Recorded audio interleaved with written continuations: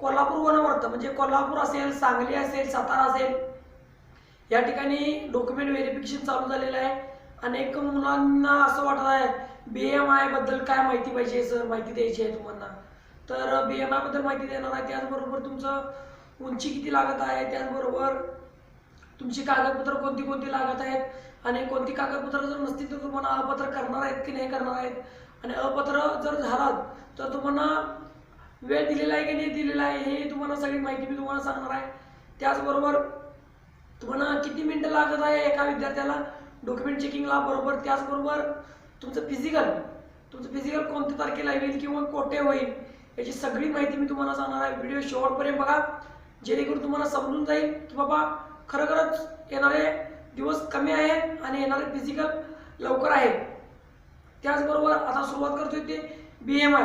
मित्रांनो, या ठिकाणी मुलांना पण आणि मुलींना पण एकत्रच त्या ठिकाणी कागदपत्र चेकिंगला बोलवत आहेत, हे तर काल माहिती झालेलं आहे। कारण की या ठिकाणी सिरियल नंबर म्हणजे आपला जो नंबर आहे म्हणजे 114 वाला 116 वाला पहिला, त्याच्यानंतर 100 90 असे जे खाली खाली येणार आहेत त्यामध्ये मुलं असतील मुली असतील सगळ्यांचं डॉक्युमेंट व्हेरिफिकेशन आहे ते सगळं एकत्र होत आहे। आता डॉक्युमेंट व्हेरिफिकेशन एकत्र होत असताना तुमचं फिजिकल एकत्र होईल काय, तर नाही मित्रांनो। मुलांचं फिजिकल 5 किलोमीटर आहे आणि मुलींचं फिजिकल 3 किलोमीटर आहे, त्यामुळे मुलांचं आणि मुलींचं फिजिकल वेगवेगळं होईल, ह्यात काही शंका नाही। आता BMI बद्दल म्हणायचं गेलं तर तुमची उंची जी आहे, वजन जे आहे, वजनाप्रमाणे तुमची उंची पाहिजे असं नागपूर डिव्हिजनला झालं होतं। त्याचबरोबर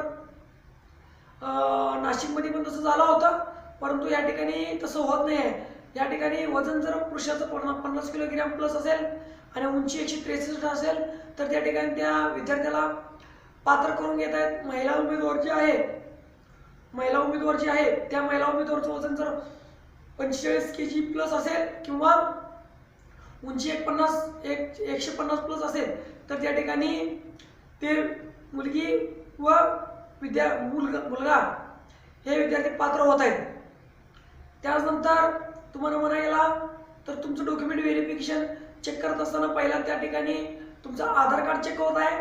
आधार कार्ड चेक झाल्यानंतर तुमचं डोमिसाईल चेक करत आहेत। आता डोमिसाईलचा नंबर चेक करत आहे काय, तर नाही मित्रांनो, त्या ठिकाणी तुमचं डोमिसाईल जे आहे डोमिसाईलवर तुमचंच नाव आहे काय हे चेक केलं जातं। त्याच्यानंतर तुमचं 10वीचं बोर्ड सर्टिफिकेट चेक केलं जातं, 12वीचं सर्टिफिकेट चेक केलं जातं। 10वीचं सर्टिफिकेट तुमचं नाव तुमचं जन्मतारीख बरोबर आहे की नाही हे चेक केलं जातं।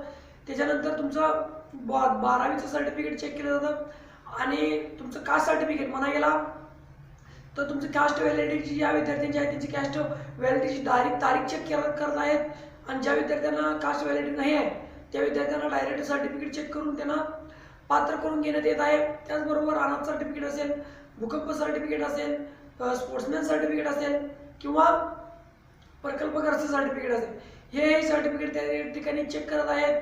ते सर्टिफिकेट चेक करून झाल्यानंतर तुमच्याकडून तुमचा एक फोटो मागत आहेत, एक छोटा आयडेंटिटी फोटो, त्या ठिकाणी 2 फोटो घेऊन जा, एक आयडेंटिटी फोटो आणि तुमचं जे क्वालिफिकेशन आहे तुम्ही जे दिलेलं ते सर्वचे सर्व त्याचं झेरॉक्स सेल्फ अटेंडेंट म्हणून सही तिने करून घेतलेली आहे।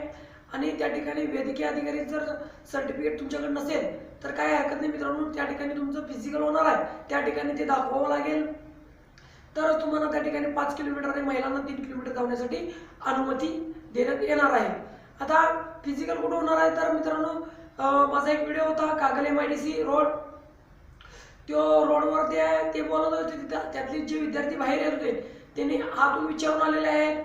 अनेक विद्यार्थी त्या ठिकाणी फिजिकल सर कुठं होणार आहे विचारल्यानंतर त्यांनी कागल MIDC रोड हा रोड त्यांनी निश्चित केलेला आहे।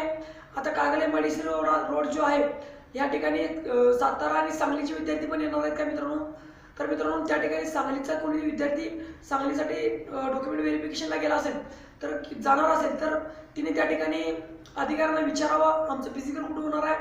त्याचबरोबर तुमचा साताऱ्याचे जे विद्यार्थी साताऱ्याला गेलेले आहेत ते विद्यार्थी त्या ठिकाणी विचारावं सर आमचं फिजिकल सातारामध्येच होणार आहे काय। जर समजा कोल्हापूरला होणार आहे असं जर मला त्यांनी सांगितले अधिकाऱ्याने तर मला इंस्टाग्राम ID आहे माझी केसरकर 96, या इंस्टाग्राम आयडीवर तुम्ही जाऊन मला फॉलो करून मला मेसेज टाकू शकता। मी 100% तुम्हाला तिथे रिप्लाय देऊन साताराच्या सांगलीचं हे फिजिकल होणार आहे ते कोल्हापूर MIDC रोड हातकणंगले कागल या ठिकाणी होणार आहे, मी सांगेन. त्याच्यानंतर तुमची कोणतीही अडचण असेल किंवा कोणतीही काही अडचण असेल किंवा काही प्रॉब्लेम असेल तर मला कमेंट करा, मी त्या ठिकाणी सर्वांना रिप्लाय देण्याचा प्रयत्न करत आहे. आणि कोणती अडचण असेल किंवा काही प्रॉब्लेम असेल तरी मी ते सॉल्व्ह करण्याचा प्रयत्न करतो मित्रांनो. त्यामुळं तुम्ही माझ्या चॅनलवर नवीन असाल तर सबस्क्राईब करून ठेवा, जेणेकरून येणारे माझे व्हिडिओ सर्व भेटून जातील आणि वनरक्षणाची सर्व माहिती तुम्हाला भेटून जाईल. माझा हा व्हिडिओ कसा वाटला हे सांगण्यासाठी मला लाईक करा, शेअर करा, सबस्क्राईब करायला विसरू नका. जय हिंद, जय महाराष्ट्र.